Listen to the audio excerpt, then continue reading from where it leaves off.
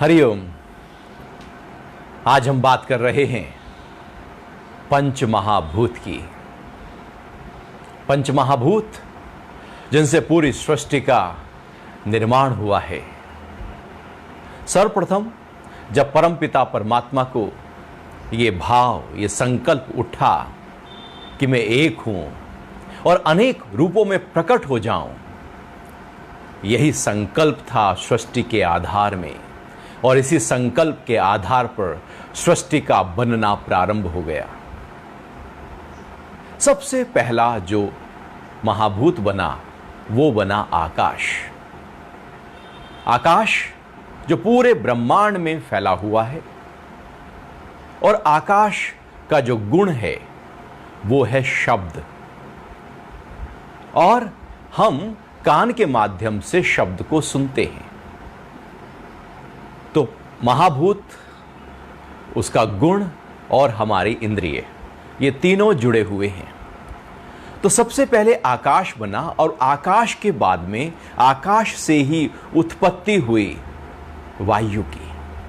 तो आकाश के बाद वायु तत्व का निर्माण हुआ। वायु तत्व पूरी तरह से प्रकट होने लगा, और जब वायु तत्व प्रकट हो गया तो वायु के जो गुण है वो है स्पर्श। चूंकि ये आकाश से बना था, तो वो आकाश तत्व का जो गुण है और वायु का जो अपना गुण है वो भी वायु में रहा। अर्थात अब वायु में जो आकाश का शब्द गुण था वो भी है, और जो वायु का स्पर्श गुण है वो भी है। अर्थात जो वायु है वो हम अपनी त्वचा के माध्यम से ही अनुभव कर सकते हैं। यानी हमारी जो त्वचा इंद्रिय है उससे वो संबंधित है। वायु को हम अपने त्वचा से, कि वायु तेज है, ठंडी है, गर्म है, हम कैसे अनुभव करेंगे? आंख देखकर वायु का अनुमान नहीं हो सकता। सुनकर वायु का अनुमान हल्का सा हो सकता है, चूंकि आकाश तत्व का गुण है। लेकिन मुख्य जो गुण है वायु का वो स्पर्श है, जो हमारी त्वचा के माध्यम से हम अनुभव कर सकते हैं। तो आकाश के बाद वायु बनी, और वायु से अब जो तीसरा महाभूत बना, ऐसा नहीं कि एकदम बनते चले गए, काफी लंबा समय अंतराल रहा, और वायु में बहुत घर्षण हुआ, तेज तूफान रहे, और जब घर्षण पैदा हुआ तो घर्षण से ब्रह्मांड में अग्नि तत्व का निर्माण होना शुरू हो गया। और अग्नि तत्व का जो गुण है वो रूप है, क्योंकि हम अग्नि को देख सकते हैं। तो जैसे ही अग्नि को हम देख सकते हैं तो इसका मतलब है हमारे शरीर में वो हमारी इंद्रिय जो है, जो हमारी आंखें हैं, वो आंख रूप को देखती है।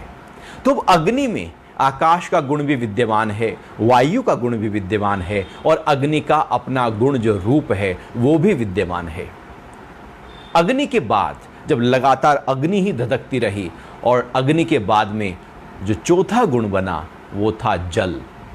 और जल का जो मुख्य गुण है वो है रस, और रस को हम अपनी जीभ से अनुभव कर सकते हैं।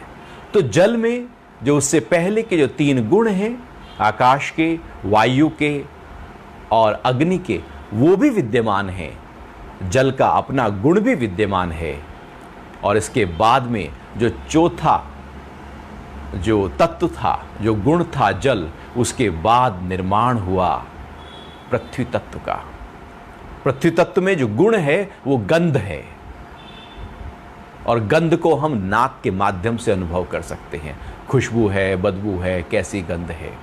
और पृथ्वी तत्व में उससे पहले जो चार गुण थे वो भी विद्यमान हैं। पृथ्वी का अपना गुण भी विद्यमान है। इस प्रकार से पांच महाभूतों के माध्यम से पूरी सृष्टि का निर्माण हो गया। पदार्थ बनने शुरू हो गए, पर्वत, नदी, सब कुछ एकदम व्यवस्था, पूरी ब्रह्मांड, पूरी धरती का निर्माण हुआ। सारे तारामंडल, नक्षत्र, सब कुछ एकदम परफेक्ट तरीके से प्रकृति के नियमों के आधार पर बनने शुरू हो गए।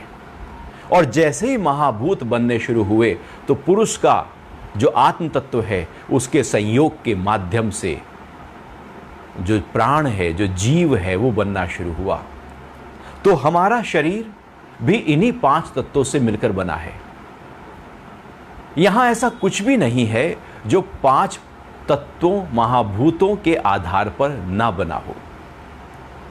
हर छोटे से छोटा कण 5 महाभूतों से बना है, या यूं कहें कि एक मट्टी में जो कण है उसमें 5 महाभूत के गुण विद्यमान हैं।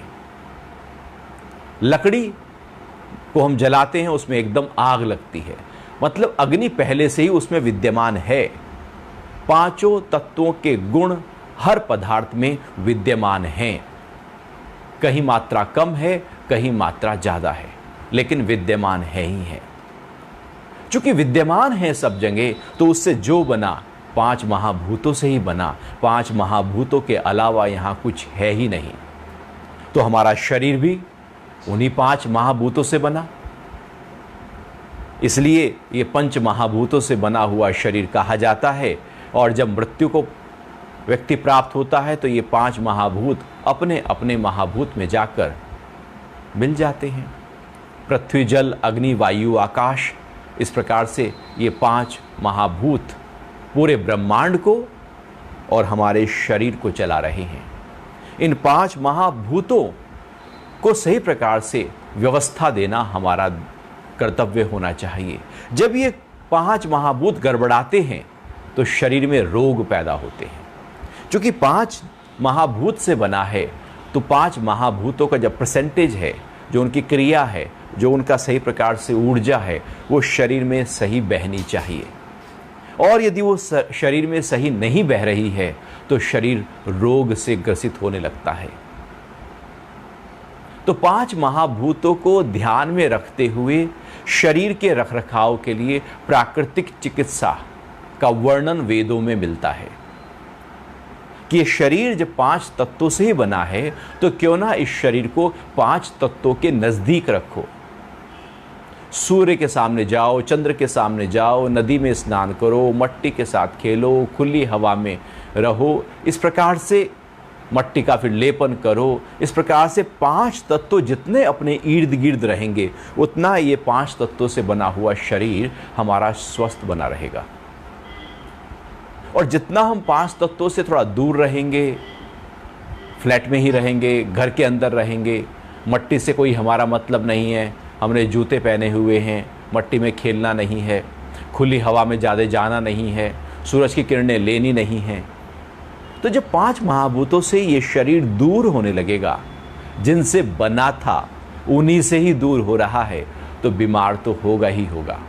शरीर का जो जननी है, जो माता है 5 महाभूत, यदि वो उसके साथ रहेगा, संपर्क में रहेगा, तो ऊर्जा वहां से सीधा लेता रहेगा। शरीर के 5 महाभूत बाहर के 5 महाभूतों से हमेशा ताकत लेते हैं, ऊर्जा लेते हैं, शक्ति लेकर स्वस्थ बने रहते हैं। हम भी ऐसा ही करते हैं। शरीर को ध्यान में रखने के लिए हम पानी पीते हैं, तो जल तत्व के लिए है। श्वास लेते हैं, ऑक्सीजन, वो वायु तत्व से है। मन आकाश तत्व से बना हुआ है। हम भोजन करते हैं, पृथ्वी तत्व से बने हुए हैं। सूर्य की किरणें अग्नि तत्व तत्वों के माध्यम से ये शरीर हमेशा स्वस्थ बना रहता है।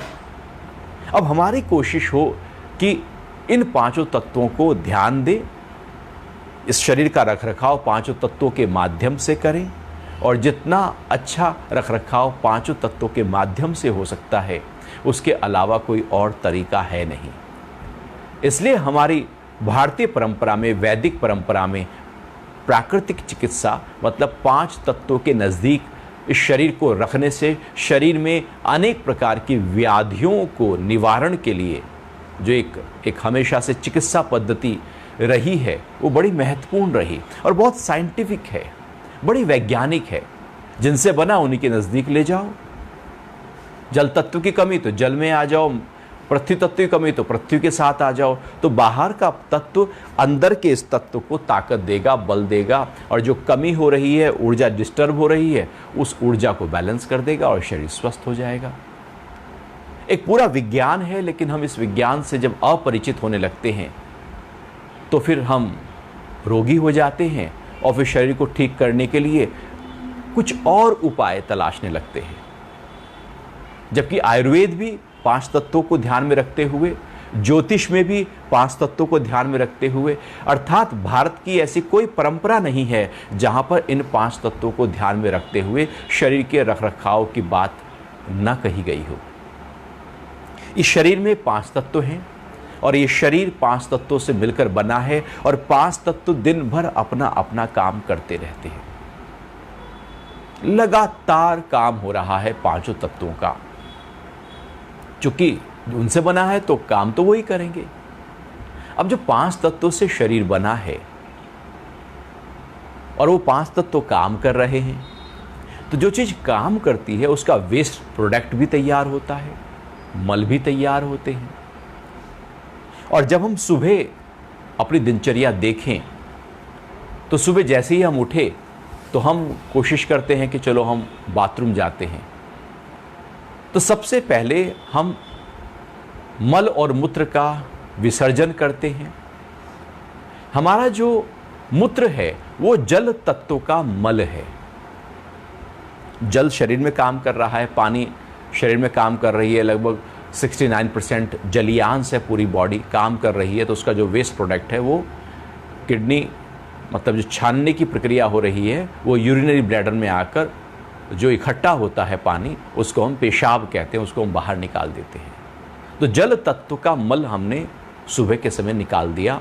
ऐसे ही जो लैट्रिन है, जो पुरीश है, वो वायु तत्व, पृथ्वी तत्व का मल है, उसको भी हम बाहर निकाल देते हैं।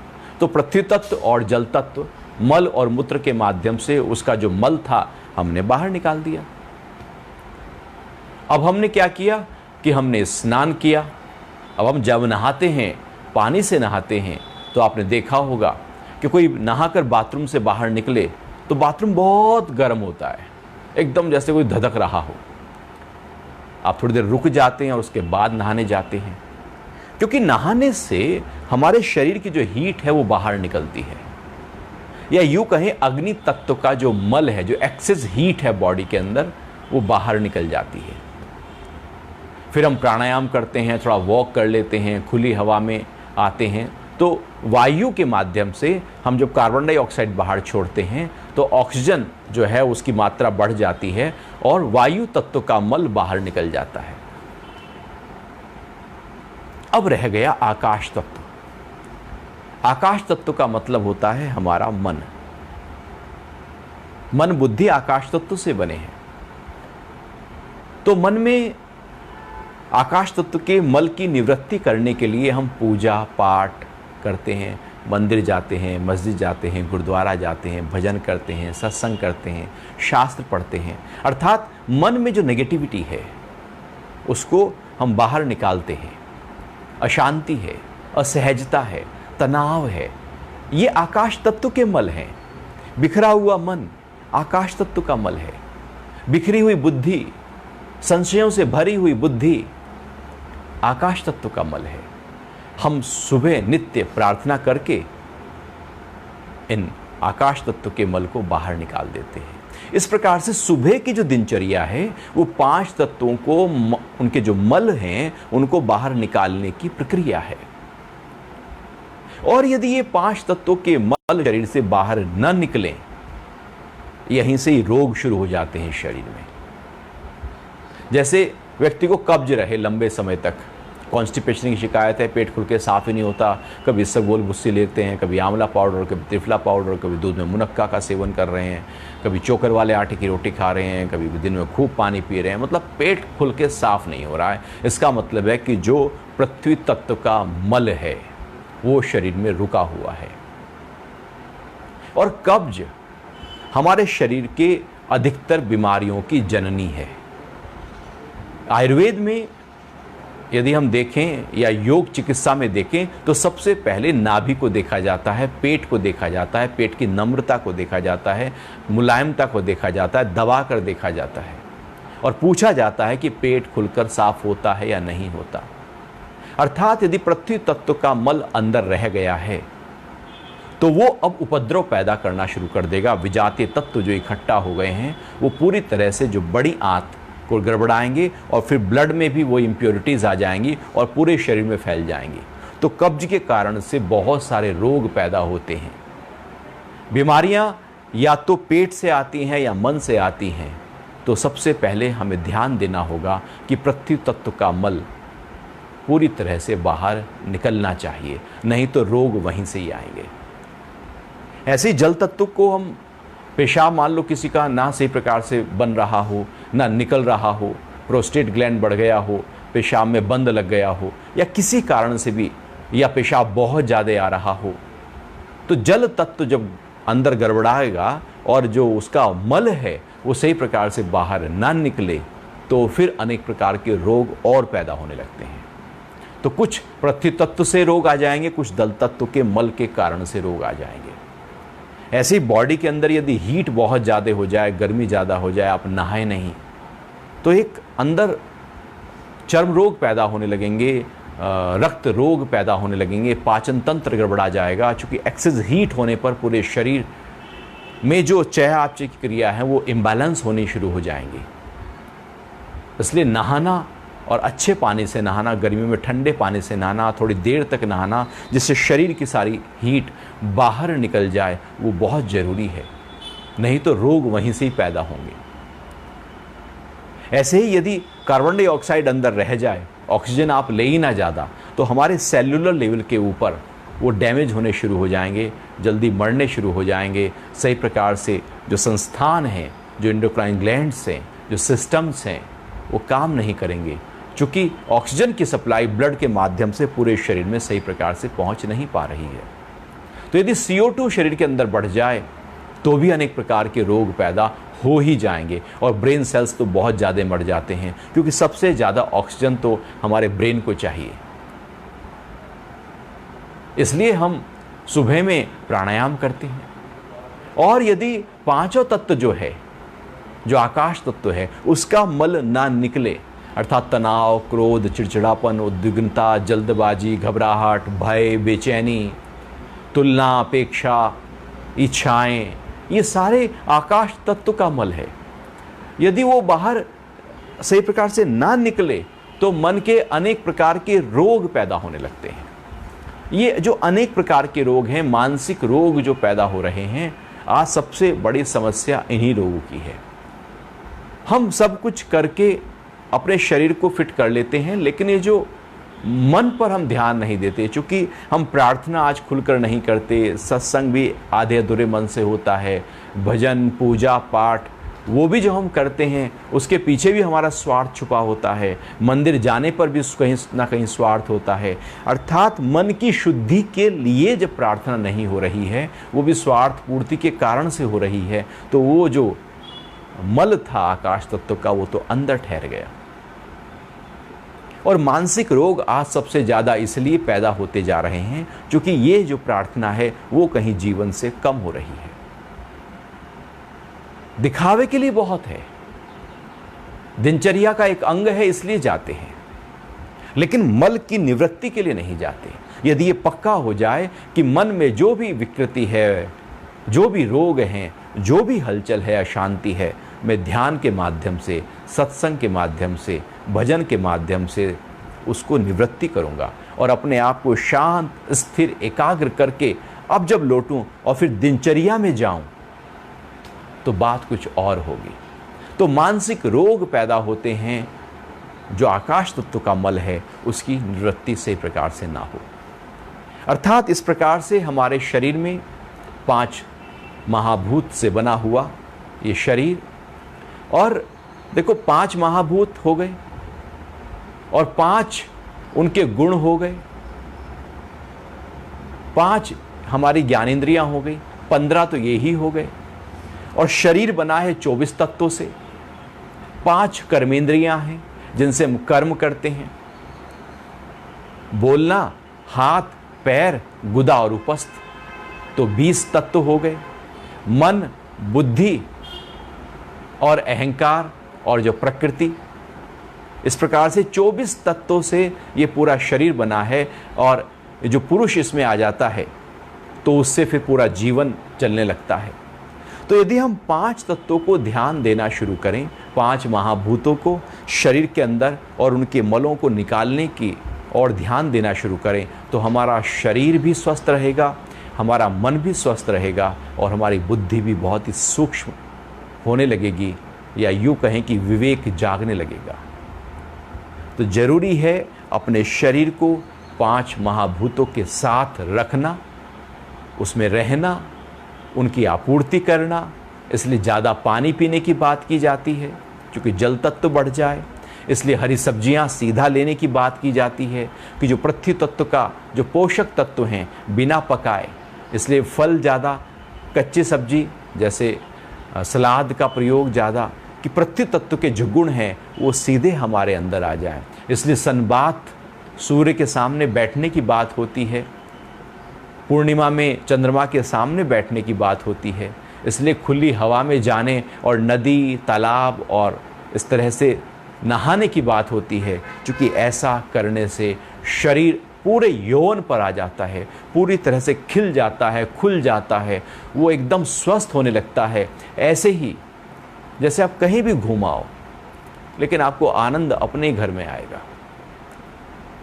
आप बाहर विदेश भी घुमाओ लेकिन जब घर लौटोगे तो आपको लगेगा कुछ अपना सा है। ऐसे ही ये शरीर जब इन 5 महाभूतों के नज़दीक जाता है, 5 तत्वों के नज़दीक जाता है, तो इसको बहुत खुशी मिलती है, आनंद आता है, ये एकदम खिल जाता है। तो इसको खिलाएं, और जितना ये शरीर 5 तत्वों के नज़दीक रहेगा उतना इसकी उम्र लंबी होती चली जाएगी।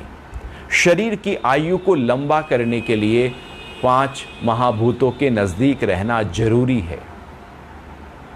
इसलिए एक रिसर्च में देखा गया, जापान में जो 100 साल से ज़्यादा के लोग हैं उनकी दिनचर्या को देखा तो वो अपनी बस खेतों में होते हैं और छोटा मोटा खेती में ही रहते हैं, अर्थात जो बहुत ज़्यादा। इसलिए किसान, हमारी परंपरा में जो आयु है वो गांव में ज़्यादा इसलिए रही क्योंकि वहाँ पर नेचर के नज़दीक रहे, लेकिन फिर चिकित्सा से प्रकार से नहीं हो पाई तो वो एक खामी रह गई। लेकिन यदि हम सब सुविधाओं के साथ में नेचर के नज़दीक रहना शुरू करें तो आप निश्चित मानिएगा शरीर की आयु लंबी होती जाएगी, मन का स्वास्थ्य बेहतर से बेहतर होता चला जाएगा। हरि ओम।